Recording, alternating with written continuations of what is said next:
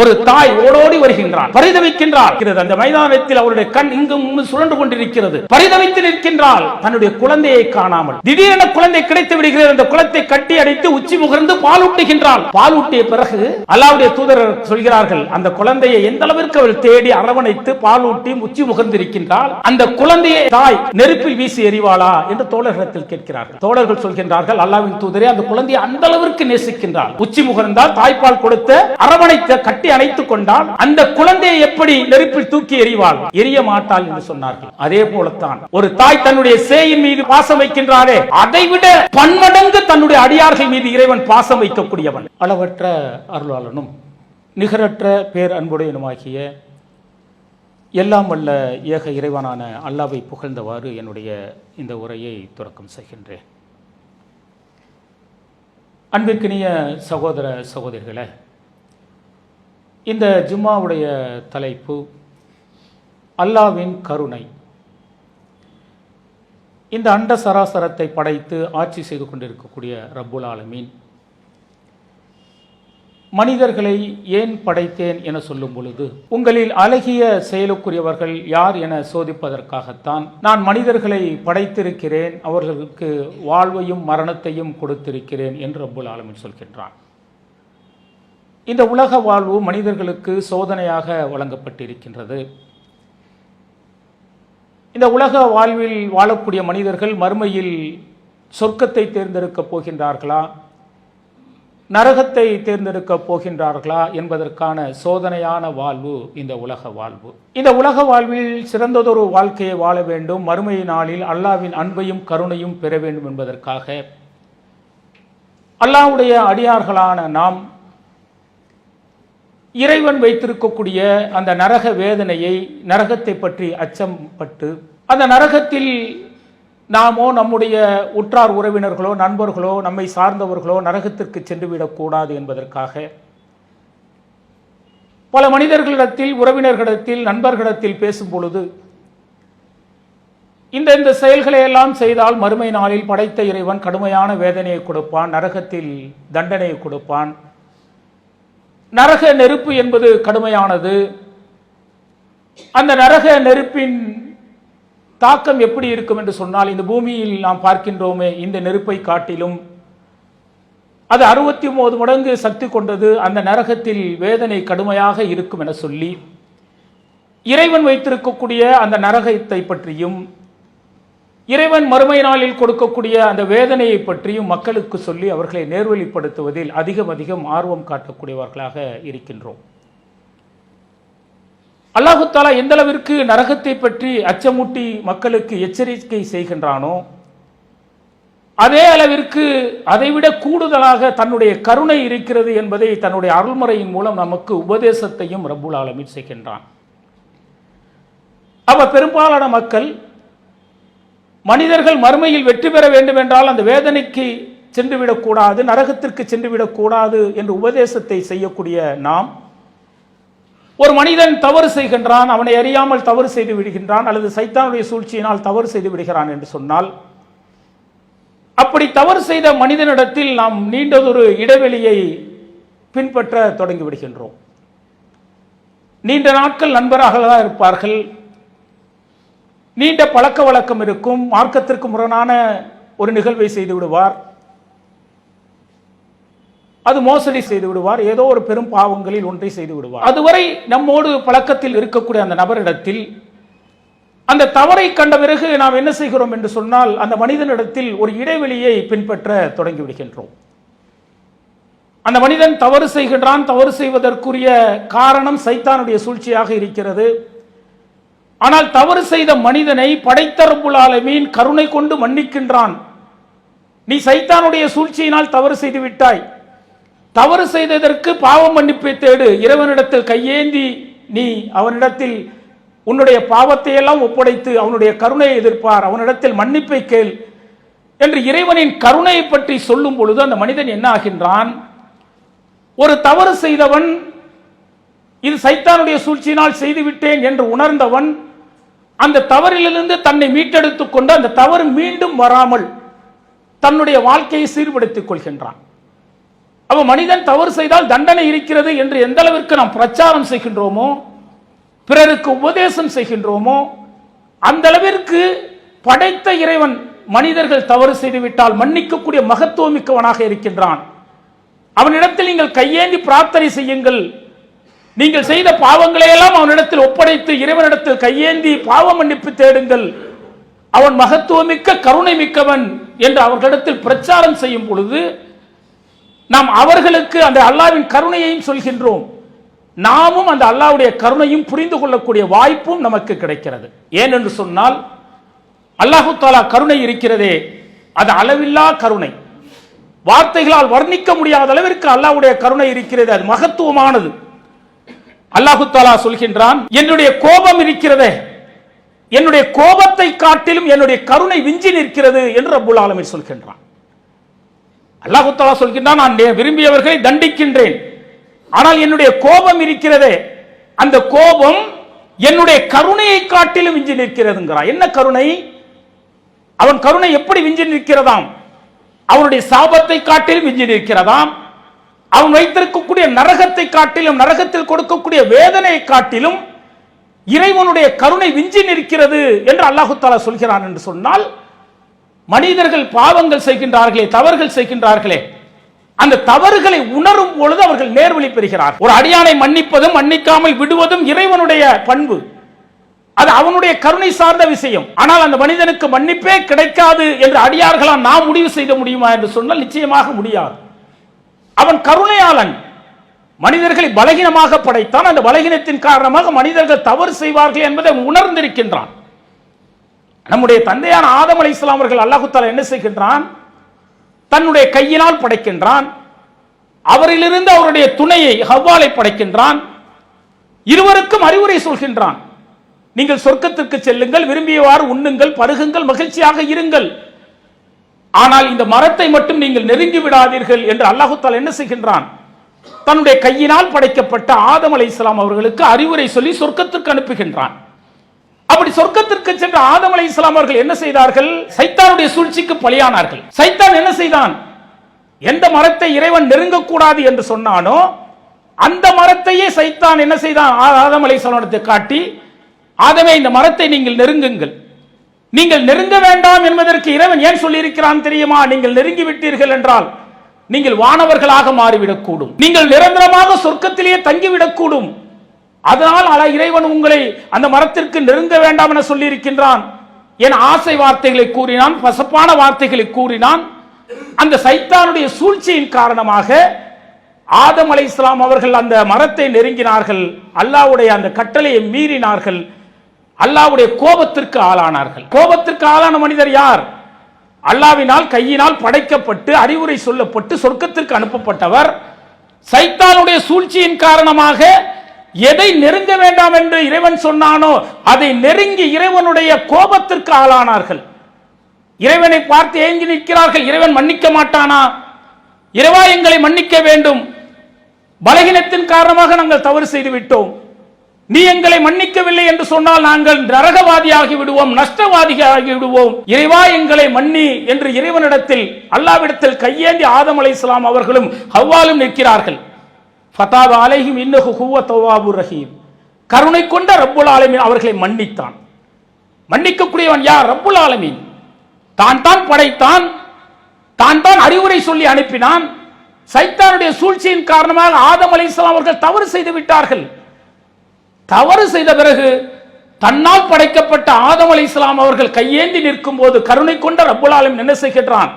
அவரை மன்னிக்கின்றான். அவ கருணையாளன் ரப்புல் ஆலமீன்.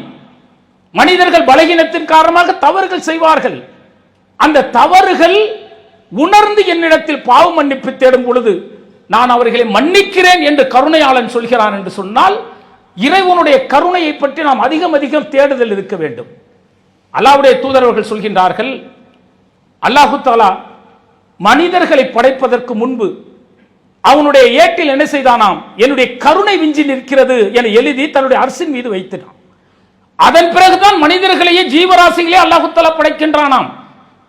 படைப்பதற்கு முன்பே என்னுடைய கருணை விஞ்சி நிற்கிறது என்று இறைவன் சொல்கிறான் என்று சொன்னால் அல்லாஹ்வுடைய கருணை எத்தகையது என்பதை நாம் சிந்தித்து பார்க்க வேண்டும்.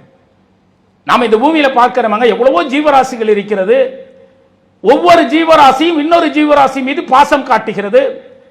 ஒரு மனிதன் இன்னொரு மனிதன் மீது பாசம் காட்டுகின்றான், தன்னுடைய குழந்தை மீது பாசம் காட்டுகின்றான், தன்னுடைய மனைவி மக்கள் மீது பாசம் காட்டுகின்றான். ஒரு கால்நடை இருக்கிறது என்று சொன்னால், ஒரு மாடு இருக்கிறது என்றால் அதனுடைய கண்டுக்குட்டியின் மீது பாசம் செலுத்துகிறது. இப்படி உலகத்தில் இருக்கக்கூடிய ஒவ்வொரு ஜீவராசியும் தன்னுடைய குழந்தையின் மீது, தன்னுடைய நெருக்கமாக இருக்கக்கூடியவர்கள் மீது கருணை காட்டுகின்றதே, பாசம் காட்டுகின்றதே. இந்த பாசம் எப்படிப்பட்டதான்? நபிகளார் அவர்கள் சொல்கிறார்கள், அல்லாஹ் தஆலா ஒட்டுமொத்த கருணையும் ஒன்றாக வைத்து அந்த 100 மடங்கில் 1 மடங்கைத்தான் இந்த மனித குலத்திற்கு, இந்த ஜீவராசிக்கு அல்லாஹ் தஆலா கொடுத்திருக்கின்றானாம். ஒட்டுமொத்த கருணையும் 100 மடங்காம். அதில் 99% தன்வசம் வைத்துக் கொண்டு ஒரே 1% இந்த உலகத்தில் இருக்கக்கூடிய தன்னால் படைக்கப்பட்ட அத்தனை ஜீவராசிக்கும் அல்லாஹ் தஆலா கொடுத்திருக்கின்றானாம். அவ கோடான கோடி மக்கள் ஒருவர் மீது ஒருவர் பாசம் வைக்கின்றார்கள். கண்ணுக்கு தெரிந்த தெரியாத எத்தனையோ ஜீவராசிகள் தன்னுடைய குட்டியின் மீது, தன்னுடைய குழந்தையின் மீது பாசம் வைக்கிறது. அவ எத்தனை பாசங்கள் இருக்கிறது, எத்தனை கருணை இருக்கிறது. இந்த கருணை எல்லாம் எந்த அளவிற்கு என்று சொன்னால், இறைவன் வைத்திருக்கக்கூடிய அந்த 100ல் 1 மடங்கைத்தான் நமக்கு கொடுத்திருக்கின்றானாம். அவ அல்லாஹ் தஆலா எவ்வளவு கருணை மிக்கவன். அதனால்தான் அல்லாஹ்வுடைய தூதர்கள் சொன்னார்கள், மனிதர்கள் பலகீனமானவர்கள். அந்த பலகீனத்தின் காரணமாக மனிதர்கள் தவறுகள் செய்கிறார்கள்.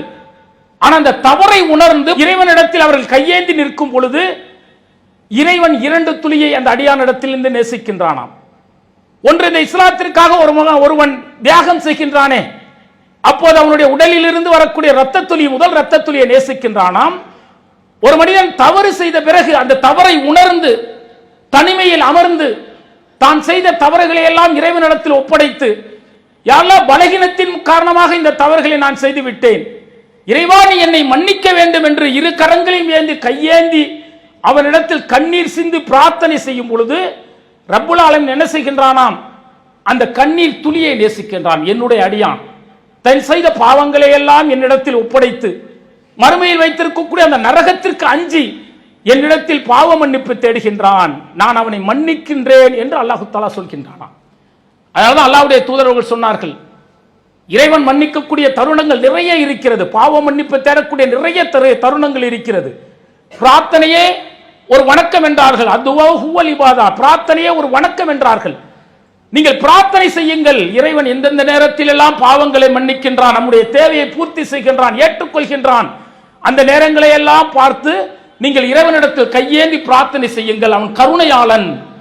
அதனால்தான் அல்லாஹ்வுடைய தூதர் சொன்னாங்க, ஒவ்வொரு இறைவன் கடைசி நேரத்தில் தன்னுடைய அடியார்கள் பாவ மன்னிப்பு தேட மாட்டார்களா, நான் அவர்களை மன்னிப்பதற்கு தயாராக இருக்கிறேன் என்று இறைவன் காத்து கொண்டிருக்கின்றான்.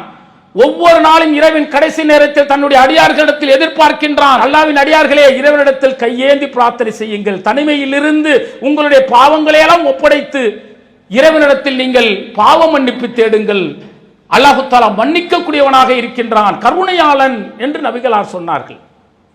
அல்லாஹ்வுடைய தூதர் சொல்கின்றார்கள், நீங்கள் செய்யக்கூடிய வணக்க வழிபாடுகளோ நல்லறங்களோ உங்களுக்கு மறுமையில் வெற்றியை தந்து விடாது.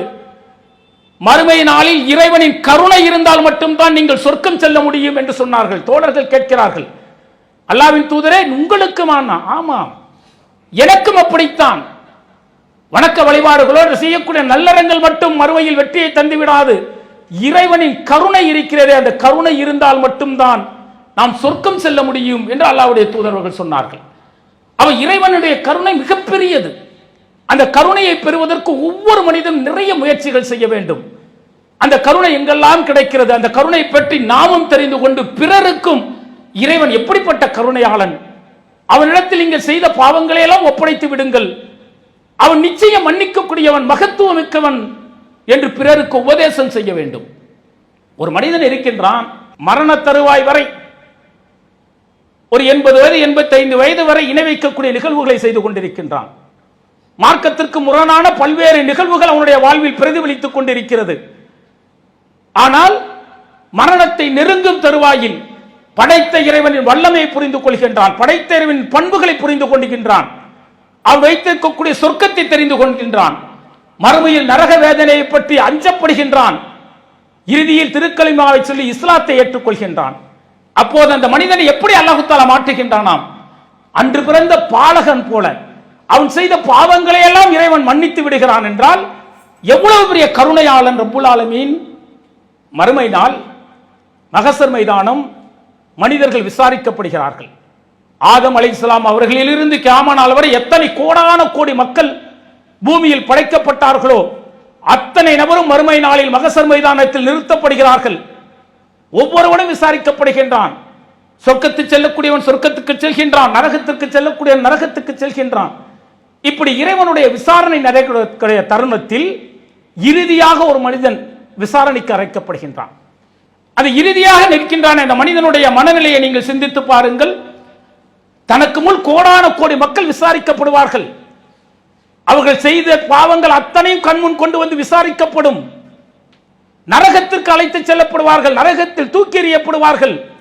நன்மை செய்தவர்கள் சொர்க்கத்திற்கு அனுப்பப்படுவார்கள். இறுதியில் நிற்கக்கூடிய மனிதனுடைய மனநிலை என்ன? தனக்கு எப்படிப்பட்ட தீர்ப்பு வழங்கப் போகிறதோ, நான் இந்தந்த பாவங்களை எல்லாம் செய்திருக்கின்றேனே, இந்தந்த பெரும்பாவங்களை எல்லாம் செய்திருக்கின்றேனே, என்னுடைய விசாரணை வரப்போகிறதே, நான் என்ன ஆக போகிறோம் பரிதவித்து நிற்கின்றான்.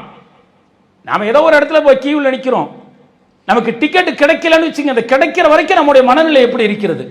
கிடைச்சிருமா கிடைக்காதா, கிடைச்சிருமா கிடைக்காதுன்னு அலைபாய்கிறதே. இந்த உலக வாழ்விலேயே நம்முடைய உள்ளம் இப்படி அலைபாயும் பொழுது மறுமையில் மரணமில்லாத வாழ்வு அது நரகத்திலும் இருக்கிறது, சொர்க்கத்திலும் இருக்கிறது. அந்த தருணத்தை எது என தெரிந்து கொள்வதற்கு முன் நமக்கு முன்னால் கோடான கோடி மக்களை இறைவன் விசாரித்து விட்டான். இறுதியாக அந்த மனிதனை விசாரிக்கின்றான். அந்த மனிதன் கொண்டு வந்து நிறுத்தப்படுகின்றான். அல்லாஹு தஆலா மலக்குமார்களை அழைக்கின்றான்.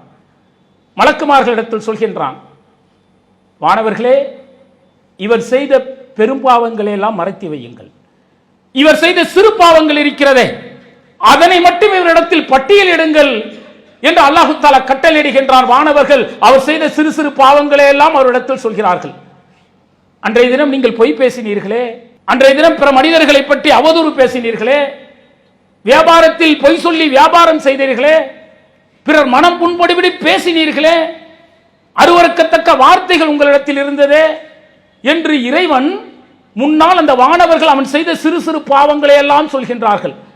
அவன் பதபதைத்து ஒப்புக்கொள்கின்றான். நாமாம் யா அல்லாஹ், இந்த தவறை எல்லாம் செய்தேன், இந்த தவறை எல்லாம் நான் செய்தேன் என்று அந்த மனிதன் ஒப்புக்கொள்கின்றான். ஒப்புக்கொண்ட பிறகு அவன் என்ன நினைக்கின்றான்? இதுவரை என்னுடைய சிறு சிறு தவறுகள் எல்லாம் கண்முன் விசாரிக்கப்பட்டு விட்டது. நரகம் நிச்சயம், நரகத்திற்கு தூக்கி எறிய போகின்றேன். இன்னும் பெரும்பாவங்கள் பட்டியலிடப்பட்டால் என்னுடைய நிலை என்ன ஆகும் என்று அதிர்ந்து போய் நிற்கின்றான். அப்போது அல்லாஹு தஆலா அந்த அடியான் இடத்தில் சொல்கின்றான், அடியானே, நீ செய்த சிறு சிறு பாவங்கள் இருக்கிறதே, அந்த பாவங்கள் எல்லாம் உனக்கு நன்மையாக மாற்றப்பட்டு விட்டது, சொர்க்கத்திற்கு போ என்று அந்த மனிதனை அனுப்புகின்றான். அவன் திக்கு முக்காடி திணறி நிற்கின்றான். இறைவனிடத்தில் கேட்கின்றான், யா அல்லாஹ், நான் பெரு பெரு பாவங்களை எல்லாம் செய்தேனே, அதுவெல்லாம் என்ன ஆனது என்று சொன்ன பொழுது அல்லாஹு தஆலா கருணையாளன் என்பதை காட்டுகின்றான். அதுவெல்லாம் தள்ளுபடி செய்யப்பட்டு விட்டது, விசாரிக்கப்படவில்லை. நீ செய்த சிறு சிறு பாவங்கள் கூட உனக்கு நன்மையாக மாற்றப்பட்டு உனக்கு சொர்க்கத்திற்கு அனுப்பப்படுகிறாய் என்று அந்த மனிதனிடத்தில் சொல்லும் பொழுது அவன் அடையக்கூடிய மகிழ்ச்சியை பற்றி நபிகளார் சொல்கிறார்கள், கடவாய் பற்கள் தெரிய சிரிக்கிறார்கள், அந்த அளவிற்கு அவன் மகிழ்ச்சி அடைகிறான் என்று. அவன் ஒரு மனிதன் மீது இறைவனுடைய கருணை எந்த அளவிற்கு இருக்கிறது.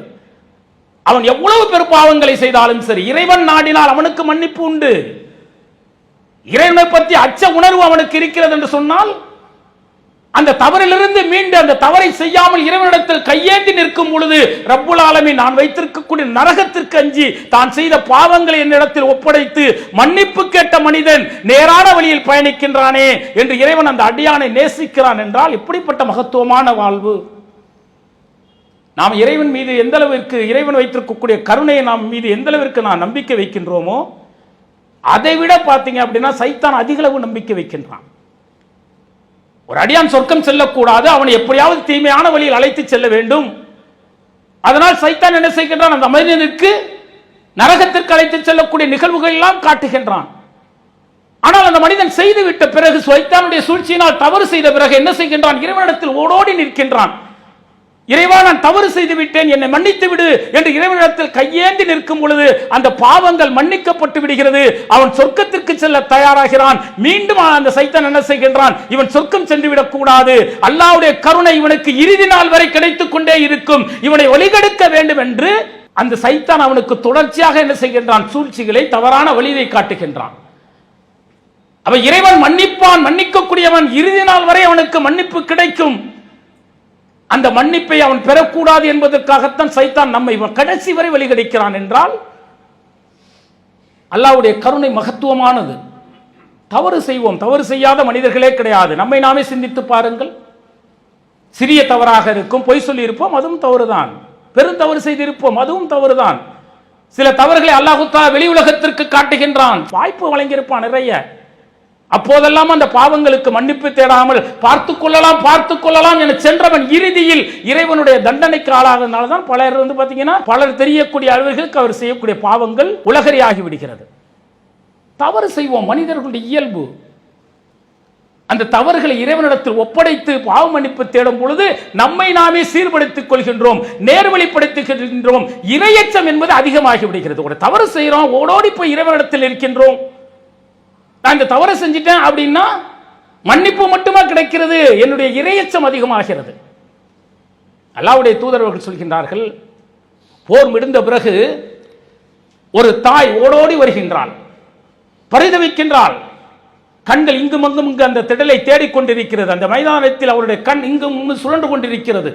பரிதவித்து நிற்கின்றாள், தன்னுடைய குழந்தையை காணாமல். திடீரென குழந்தை கிடைத்து விடுகிறது. அந்த குளத்தை கட்டி அடைத்து உச்சி முகர்ந்து பாலூட்டுகின்றாள். பாலூட்டிய பிறகு அல்லாஹ்வுடைய தூதர் சொல்கிறார்கள், அந்த குழந்தையை எந்த அளவிற்கு அவள் தேடி அரவணைத்து பாலூட்டி உச்சி முகர்ந்திருக்கின்றால் அந்த குழந்தையை என்ற தாய் நெருப்பில் வீசி எறிவாளா என்று தோழர்களிடத்தில் கேட்கிறார்கள். தோழர்கள் சொல்கின்றார்கள், அல்லாஹ்வின் தூதரே, அந்த குழந்தையை அந்த அளவிற்கு நேசிக்கின்றாள். உச்சி முகர்ந்தால், தாய்ப்பால் கொடுத்த, அரவணைத்த, கட்டி அணைத்துக் கொண்டால் அந்த குழந்தையை எப்படி நெருப்பில் தூக்கி எறிவாள்? எரிய மாட்டாள் என்று சொன்னார்கள். அல்லாஹ்வுடைய தூதர்கள் சொன்னார்கள், ஆமாம், அதே போலத்தான் ஒரு தாய் தன்னுடைய சேயின் மீது பாசம் வைக்கின்றாரே, அதைவிட பன்மடங்கு தன்னுடைய அடியார்கள் மீது இறைவன் பாசம் வைக்கக்கூடியவன். தன்னுடைய அடியார்கள் செய்யக்கூடிய தவறுகளை மன்னிக்கக்கூடியவனாக மகத்துவமிக்கவனாக இருக்கின்றான். அல்லாஹ்வுடைய கருணை மகத்துவமிக்கனது என்று சொன்னார்கள். ஒரு தாயோட ஒப்பிடுறாங்கன்னாக்க எந்த அளவிற்கு ஒரு தாய் தன்னுடைய குழந்தையின் மீது பாசம் வைப்பால் தெரியுமா? ஒரு பெண் கருவுறுகிறாள். கருவுற்ற பிறகு அவள் குழந்தை பெருக்கக்கூடிய தருணம் இருக்கிறது. அதுவரை அந்த பெண் படக்கூடிய அவஸ்தைகள் இருக்கிறது, துன்பங்கள் இருக்கிறது, துயரங்கள் இருக்கிறது, வார்த்தைகளால் சொல்ல முடியாது. கருவுற்றால் என தெரிந்த பிறகு அவளுடைய உடலில் பல்வேறு ஹார்மோன்கள், பல்வேறு வித்தியாசமான மாற்றங்கள் ஏற்படுகிறது, ஹார்மோன் சேஞ்சஸ் ஏற்படுகிறது. அதுவரை விரும்பிய தின்ன உணவுகள் எல்லாம் வேண்டாம் என புறம் தள்ளுகிறாள். சாப்பிட்ட உணவு வயிற்றில் நிற்க மாட்டேங்குது, வாமிட்டாக அடிக்கிறாள், வாந்தி அடிக்கின்றாள், தலை சுற்றுகிறது, மயக்கம் வருகிறது, ரத்த அழுத்தம் அதிகமாகிறது, சுகர் வருகிறது, பல்வேறு நோய்க்கு ஆளாகின்றாள். இதைவிட கர்ப்பப்பை இருக்கிறது. இந்த கர்ப்பப்பை பார்த்தீங்கன்னா 60 கிராம் இருக்கக்கூடிய கர்ப்பப்பை ஒரு தாய் கருவுற்று குழந்தை வளரும் பொழுது 1 கிலோ எடைக்கு மாறுகிறதாம். அதில் 12 கிலோ வரை அந்த குழந்தையும் அதில் இருக்கக்கூடிய நீரும் இருக்கிறதாம். அவ எவ்வளவு சுமைகளை அவள் சுமக்கின்றாள். சுமப்பது மட்டுமல்ல, அந்த குழந்தையை பெற்றெடுக்கும் பொழுது அறிவியல் சொல்கிறது, இன்றைக்கு மனிதன் ஏற்படக்கூடிய சந்திக்கக்கூடிய வழி இருக்கிறதே, அதை காட்டிலும் இந்த உலகத்தில் ஒரு வழி அதிகமாக இருக்கிறது என்று சொன்னால், ஒரு பெண் குழந்தை பெற்றெடுக்கும் பொழுது எந்த உயிரினமும் அவ்வளவு வழியை சந்திப்பதில்லையா.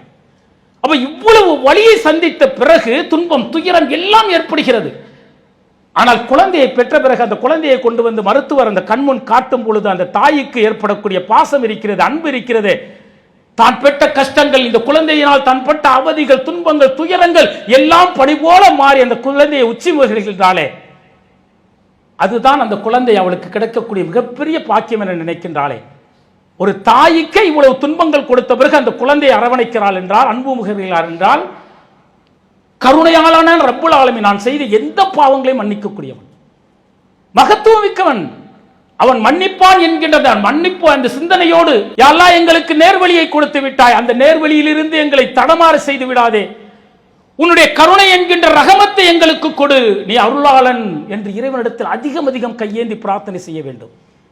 யா அல்லாஹ் நான் நிறைய நன்மைகள் செய்கின்றேன், என்னை அறியாமல் பாவம் செய்திருப்பேன், என்னை அறியாமல் வார்த்தைகளால் பிறரை திட்டி இருப்பேன், மனம் நோகும்படி பேசி இருப்பேன், என்னை அறியாமல் ஏதாவது தவறுகள் செய்திருந்தால் கருணையாளனே என்னை மன்னித்து விடு, உன்னுடைய கருணையும் அன்பும் நேசமும் எனக்கு வேண்டும், மறுமை நாளில் எனக்கு மகத்துவமான வெற்றியை கொடு என்று இறைவனிடத்தில் கையேந்தி அல்லாவின் கருணையை பெறக்கூடியவர்களாக நாமும் இருந்து அந்த கருணையை பிறருக்கு உபதேசம் செய்யக்கூடிய நல்லடியார்களாக நாம் இருக்க வேண்டும் என கேட்டுக்கொண்டு என்னுடைய இந்த உரையை நிறைவு செய்கின்றேன். அல்லாஹு அக்பர், அல்லாஹு